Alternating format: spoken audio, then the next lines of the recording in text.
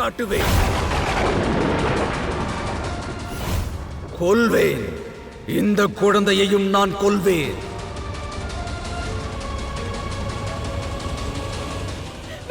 வேண்டாம் கம்சா.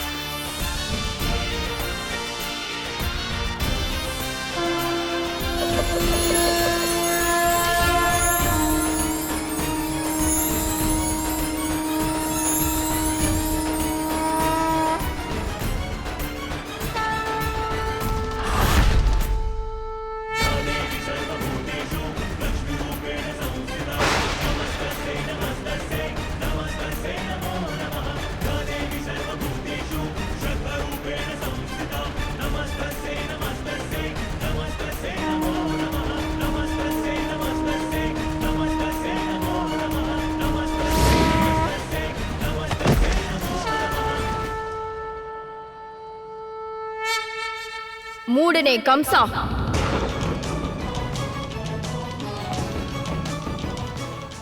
சக்தியை அழிப்பதற்கான சக்தி உன்னிடம் இல்லை.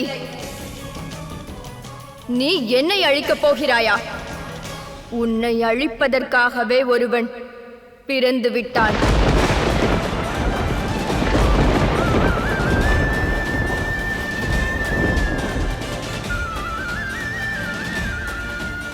தேவகி மற்றும் வாசுதேவரின் 8வது மகன்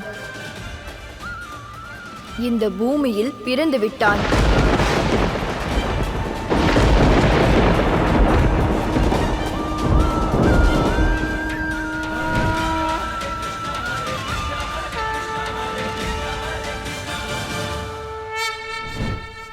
ஆனால் நானோ அக்குழந்தையை காப்பதற்காகவே அவதரித்தேன். நான் அவதரித்த வேலை முழுமையடைந்தது.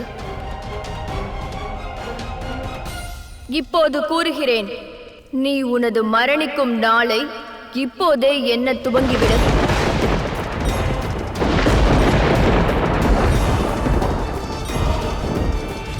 உன் வாழ்வு அழியப் போகிறது.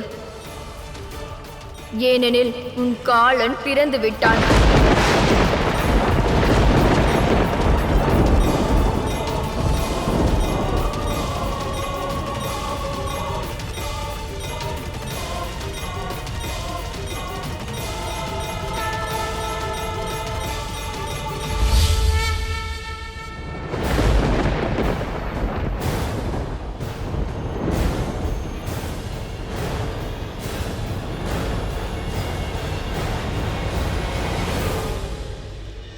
எனது மகன், என்னுடைய செல்வ மகன் பிறந்து விட்டான். பலராமா, இங்கு பார்த்தாயா? உன்னுடைய தம்பி.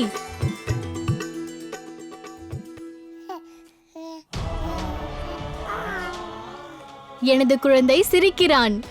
என் தங்கம் எவ்வளவு அழகு. பலராமா, நாளை காலை பொழுது விடிந்ததும் கோகுலத்தில் உள்ள அனைவருக்கும் வெண்ணெயை கொடுத்து விடு. சரி தாயே, கூறுங்கள். யசோதா மைந்தன் வாழ்க!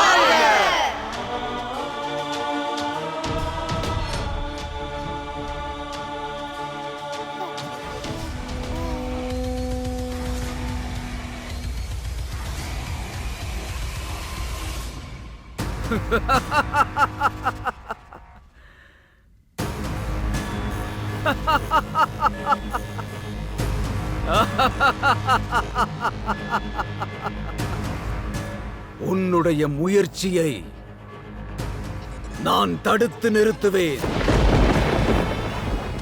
பூமியில் நீ எங்கு அந்த குழந்தையை மறைத்து வைத்தாலும் உன்னால் இந்த கம்சனின் பார்வையில் இருந்து அந்த குழந்தையை மறைத்து வைக்க முடியும். சீக்கிரம் அந்த குழந்தையை கண்டுபிடிப்பேன். பிறகு இதோ இங்கே உங்கள் கண் முன்னால் நான் அவனை கொல்வேன்.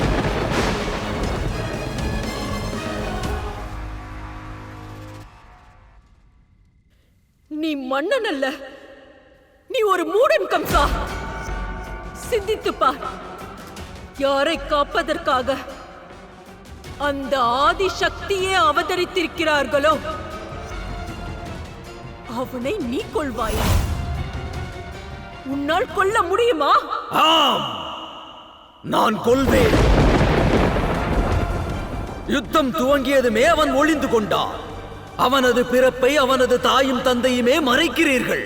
இவ்வளவு கோழையான தாய் தந்தையருக்கு பிறந்த அவனும் நிச்சயம் கோழையாகத்தான் இருப்பான்.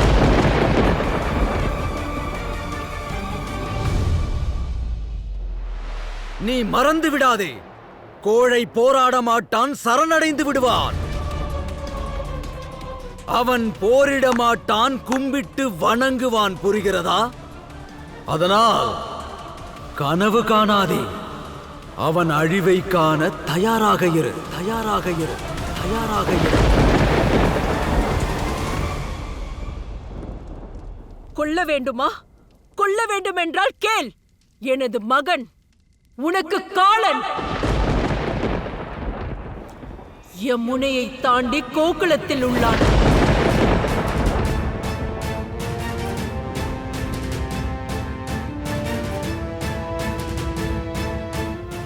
ஆனால் உன்னால் அங்கு செல்ல இயலாது.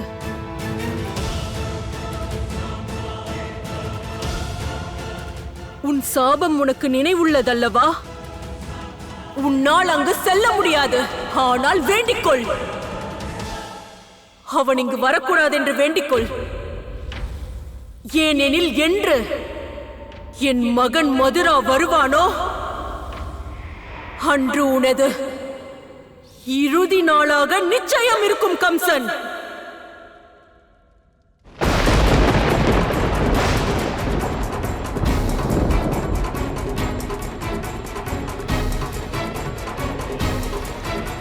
ஆம், அன்று அசிரீரி கூறியது உண்மையாகும்.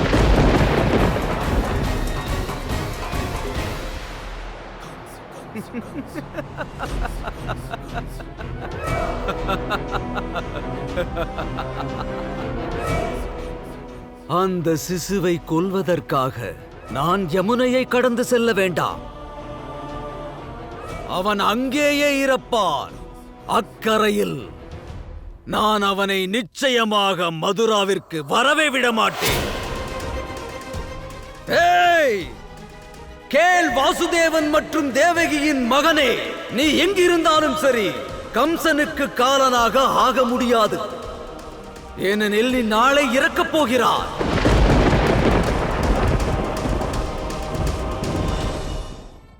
கம்சன் தனது காலனுக்கு காலனாவா.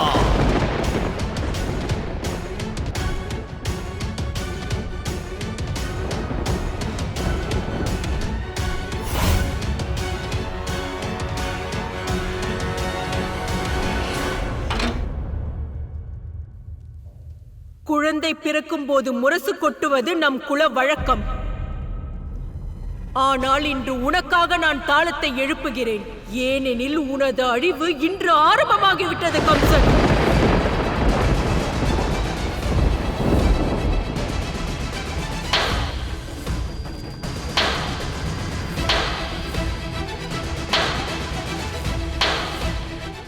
நீங்கள் இருவரும் உங்கள் குழந்தையை மறைத்து விட்டீர்கள் அல்லவா? திட்டமிட்டு மறைத்து விட்டீர்கள் அல்லவா? இனி உங்கள் இருவரையும் நான் மகிழ்ச்சியாக இருக்க விட மாட்டேன்.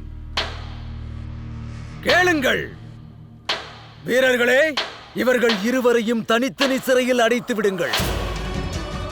இருவரும் ஒருவரை ஒருவர் பார்க்க முடியாமல் பிரிந்து கலங்கட்டும். ஆகட்டும், இழுத்துச் செல்லுங்கள்.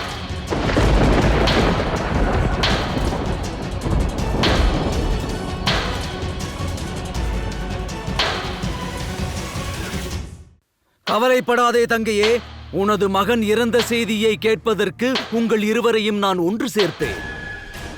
ஆனால் அப்பொழுதும் ஒரே ஒரு வித்தியாசம்தான்.